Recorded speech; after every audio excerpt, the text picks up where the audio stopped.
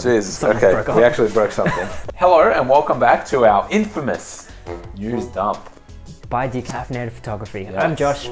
I'm Alex. And today we got some dumps for you. Drum roll please. If you have been living under a rock for the last week, the Nikon Mirrorless Z6 and Z7 has been announced and released? Not released yet, announced. Pre-orders. Pre-orders. They're selling. Yeah, and the reviews and first looks and impressions up on the YouTubes if you want to go check that out. You're on this website right now. The Z7 is the flagship camera featuring a 45.7 megapixel full frame CMOS sensor. Wow. Got that CMOS. It looks pretty cool, don't you reckon? I think it looks pretty freaking slick, dude. Yeah. It looks real slick. Yeah, but no flippy screen. No flippy screen. Rotating screen, but not articulating. Why would they not include that? I don't know. The Z or Z? I would say Z because... I'll say Z, because I right. want to be different today. Exactly, so we gotta have one person on one side, one person on the other side. Yes. So the Z7 holds some great stats, okay? Does it? All right, it does. It has a spectacular autofocus system with 493 autofocus points. Lift your jaw up off the floor. Actually crap. It has in-body stabilization along with the expected 4K video capability. In contrast, the Z6 has a 24.5 megapixel full frame sensor and is aimed at faster shooting with 12 FPS and low light capabilities. The Z6 looks identical in appearance, but it performs a little differently. However, people have been complaining that they're pretty sad and angry about the one SD card slot in both the cameras. You know, if they're jumping into the professional market, we're just gonna say, why have you done this? If you're a professional and you're shooting stuff, you always need a backup. And if your SD card fails for whatever reason, like that's a lot of trouble. And that's a lot of trouble that I would say that a lot of professionals just won't take the risk of. Something worth noting though, something we will focus on just quickly, is however, the announcement of the BOKEH Beast. That is the Nikon Z 58mm f/0.95 Noct lens. This has the potential to become the fastest lens in Nikon's history. Wow. So in comparison, Canon has a 0.95 speed lens, and that came out quite a while ago. Yes. A little bit slow, but we're getting there. So this f/0.95 lens is possible because the mount on the Z series is really large. And you know, it can only leave the space for some more f/0.95 lenses, we can hope. But they'll all still be very expensive. We have the lens roadmap showing us what type of lenses will be coming soon. Of course, it's all just an estimation at this point, but have a look here. I think it's pretty interesting. So in 3 years, you pretty much have all the lenses that you'll need for this camera. I mean, right now they have 3 lenses, I think. They have 3 lenses for the mount, but you can also buy their adapter, which will probably be quite hefty, as we referenced in our last video. Yes, you can put your old Nikon lenses on there, or you can wait for a couple years for these other lenses to come out, which will be more expensive, but will play nicer with the camera. So it's up to you guys. It's all about playing nice. Speaking of playing nice, Huawei were not. Did you hear about the embarrassing blunder that Huawei got caught doing? No, Alex, I didn't. You didn't? No, yeah. Well, I haven't read the script. All right, you haven't read the script. Well, we have a promo video for the new Huawei Nova 3. As you would expect in a promo video for a camera phone or a phone with a camera, the photos you would assume were supposedly taken by the Nova 3.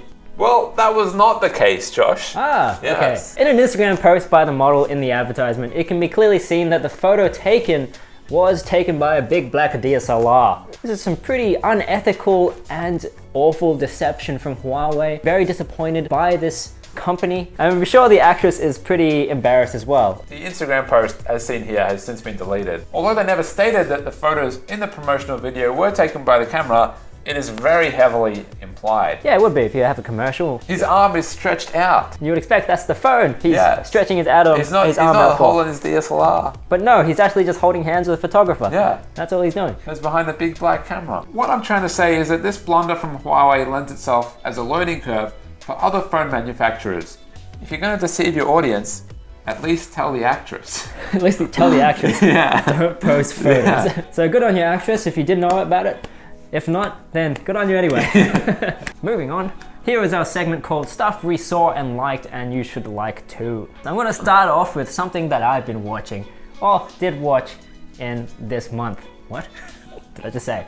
There's a new video by Decaffeinated Photography. They shot with the disposable camera, Fujifilm vs Agfa Photo, the box camera. Yeah. And wow, that was such a good video, so entertaining, and I learned so much about it. Wow. I'm not going to tell you who wins, but you can go check that out and see which camera won. For mine, I've seen an interesting photo making the rounds on Twitter. It is a photo of an old painting on the left and a new photograph on the right. It's posted by Peter McGrath. Here he is referencing Emily Allchurch's digital collage work, wherein she uses hundreds of photos, stitches them together to make it look like artworks. That's really cool. I was confused first time I saw it. I actually thought it was, she took a photo, it just happened to be like the painting. That's what you would expect. So anyway, moving on, there are some other things that I think we should talk about, some really cool stuff. A few things, okay, yeah. Referencing Kodak, actually. There's a maze in New York that is celebrating Canon. There is a maze in New York that is celebrating 130 years of Canon cameras. That's crazy, it's a random number, isn't it? It's a random number. Did I just say Canon again? Oh, you didn't even see what was wrong with that for such a long time. I wish we could be in New York to actually go through that maze and get lost and have all that fun. Have all that fun, yes. Maybe take some photos using our Kodak cameras that we don't have. Disposable cameras, yeah, we can use them. That'll work. So there's a few things going on here that they have shaped through the formation of the maze to look like a Kodak camera. Really? I don't see that at all. Forgive me if I can't see it. Please don't bully me on the interwebs. That's a film roll. That's really cool. I think that's meant to be a lens or something. Yeah, the middle part's got to be the lens, but I can't actually, unless we're Why looking didn't at they it the just wrong write way. in Kodak? Kodak 130 years. We like Kodak so much that we're going to talk about another story, Alex, about Kodak. So next up we have some exciting news that Kodak has begun beta testing Ektachrome and shipping them out to some people, some select few lucky people to try it out and give them some feedback, I guess. That's what they do. Of course, after being discontinued in 2012, they announced last year that they had plans to resurrect it. It's coming out. It's coming. It's 6 years in the making. Yes, a few more new snubs and we'll be announcing Ektachrome on shelves near you. Here's Michael, one of the photographers. He looks pretty happy with his... He's got a lot of boxes of Ektachrome. I'm not jealous at all. What are your thoughts on vintage looking digital cameras? I love them. You love them? Yeah. Then this is the story for you, Alex. The new Leica M10P could be for you if you have deep pockets, Alex. I don't know, you can't see my pockets, but... Yeah, they're not very deep either. I've never shot Leica, and this looks pretty cool. And I know you don't have deep pockets, so you probably can't go I don't have deep pockets at the present time, no. I just wanted to let you know. Well, thanks for letting me know. Now, according to Leica, the new M10P will aid the effort for photographers to see and not be seen. To be seen or not be seen? That is the question. Yes, indeed. It features a new shutter, which is virtually silent to the ear. Silent to the ear.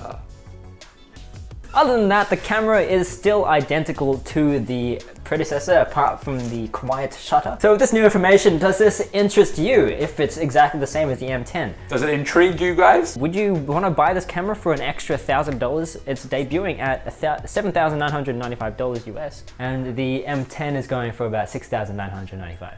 So it's an extra $1,000 for the quiet shutter. Would you? I wouldn't get it, but tell us down below if you would. Give us a like down below.